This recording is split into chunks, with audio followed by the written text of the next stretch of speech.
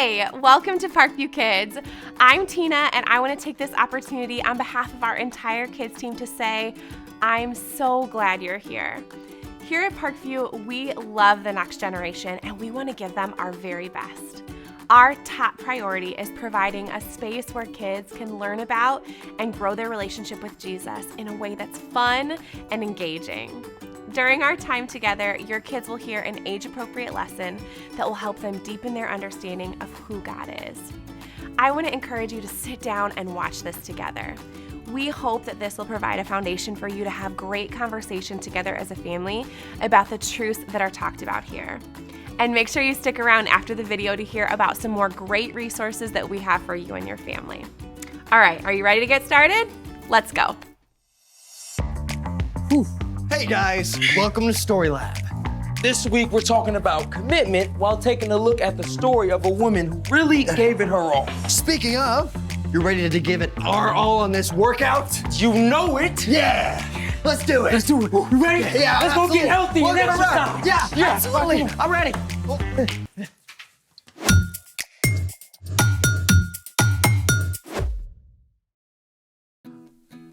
Hey, I'm Carter.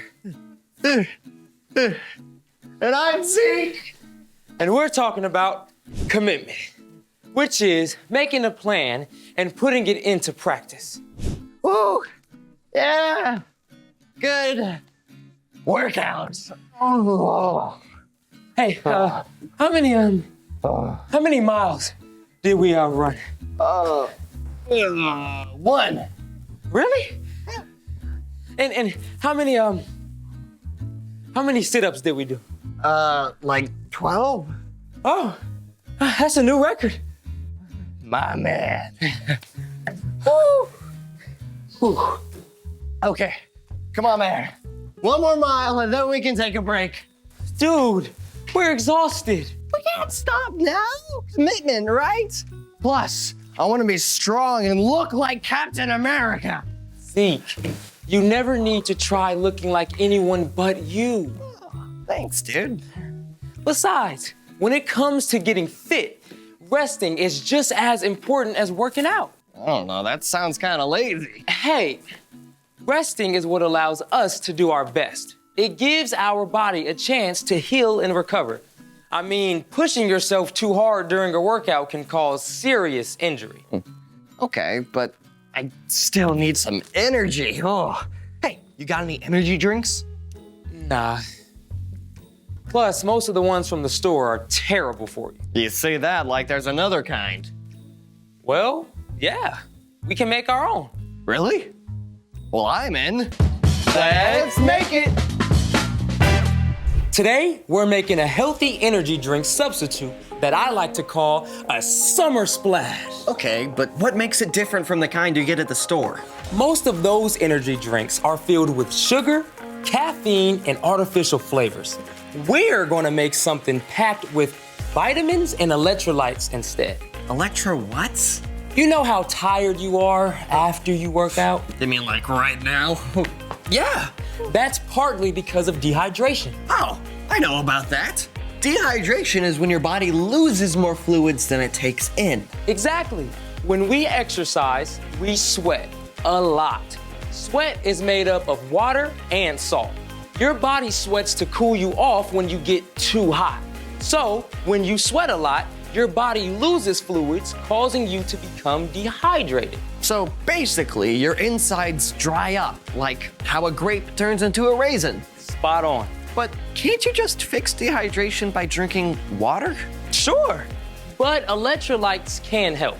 Electrolytes are minerals and salts that help your body absorb fluids, like water, better and faster. Cool. So, how does this summer splash work? Care to read the recipe? Ah, of course.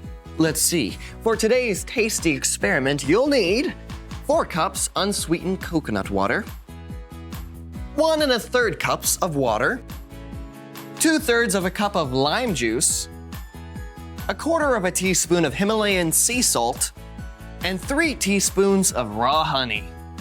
Coconut water is amazing. It's filled with electrolytes and has 5 times more potassium than most sports drinks. Okay, mix up all your ingredients until the salt dissolves.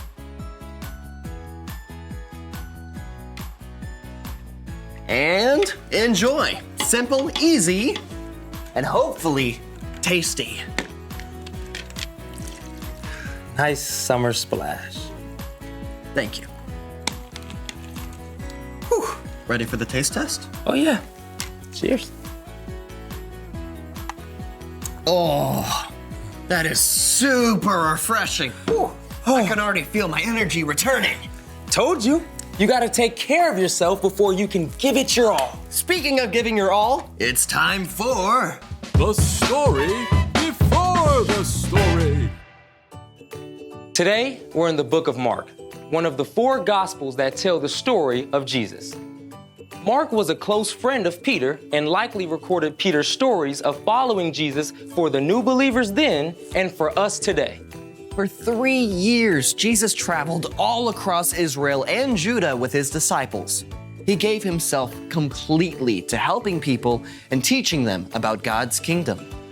During his travels, Jesus healed the sick, performed miracles, and gave epic sermons to huge crowds. In everything he did, Jesus lived fully for God and taught others to do the same.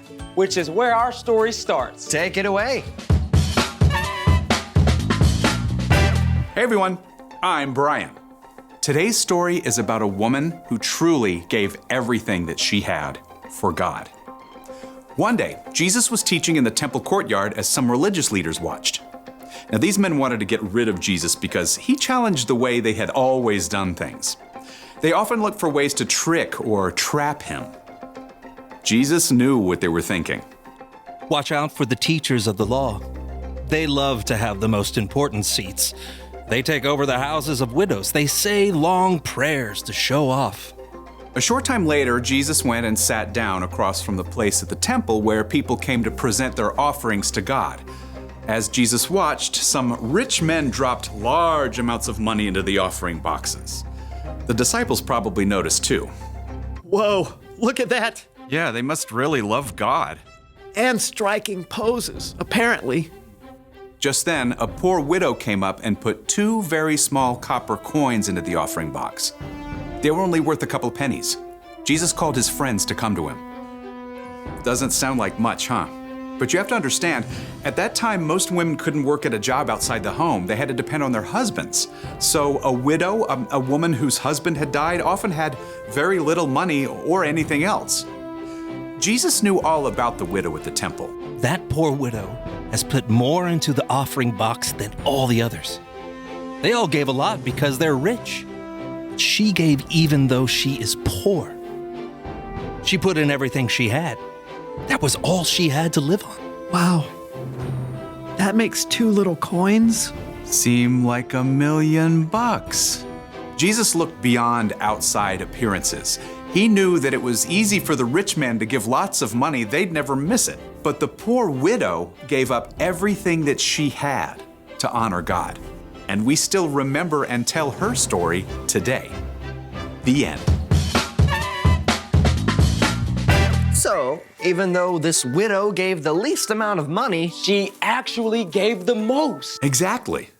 Giving isn't always about what or how much you give. It's about the heart behind it. So, what's our part in the story? Well, the widow gave everything she had to God. Even though it wasn't much, she didn't keep anything back. And we can do the same. Sometimes that could be giving money, but often it's how we give other things we have, like our time or a good attitude. so say my mom tells me to clean my room. Instead of just chucking some shirts in the hamper, I could actually put things away. That's a good one. Or if you're hanging out with a friend, you could share your favorite toys and games instead of just the ones you don't care about. That's right. See, if you keep your eyes open, you can find ways to live fully for God in everything you do, whether it's at home, at school, or anywhere.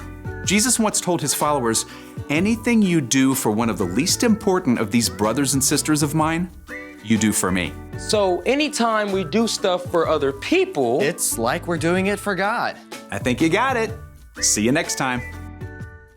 so here's the thing. Practice living for God. Speaking of practice, are you ready to get back training and finish that last mile? You know it. Ready. All right. Thanks for joining us in the Story Lab. See you next time. All right, let's go. You ready? Yes, yeah. Let's do it. Ready? Don't try that at home. Thank you so much for tuning in today. We hope that the truths found in this lesson will take deep roots in your family. Speaking of your family, we want to walk alongside you on this journey. We have an awesome resource for you called the Parent Hub. Every month, we share new relevant resources for each of our age groups, birth through high school. Visit theparenthub.org to find out more. We are rooting for you and your family. Keep up the hard and wonderful work of pointing your kids towards Jesus. We love you.